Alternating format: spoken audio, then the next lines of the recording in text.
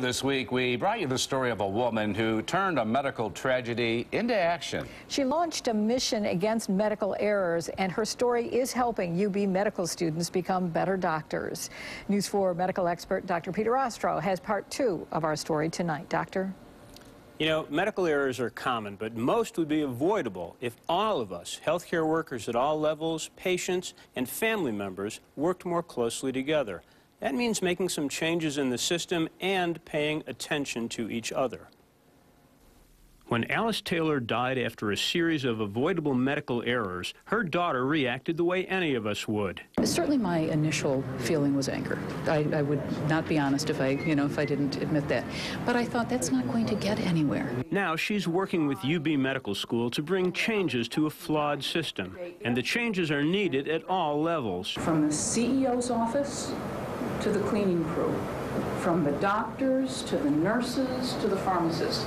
If all of that had been focused on, then I believe truly that her outcome would have been totally different. She's telling her mother's story to groups of UB medical students, and they get the message. And my own grandmother is about the same age, and I could see that happening to her, and it's just, it's kind of a scary thought that I'm involved in treating patients where something like this could happen. She really suffered a lot because of it, and it was, hard to listen to.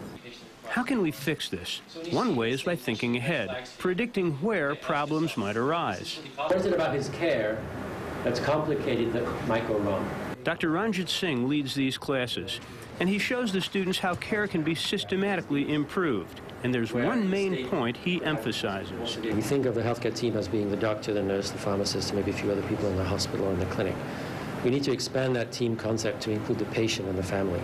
That's a lesson well learned.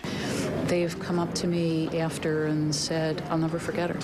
I'll never forget your mother when I'm dealing with future patients. Her story will live in my head.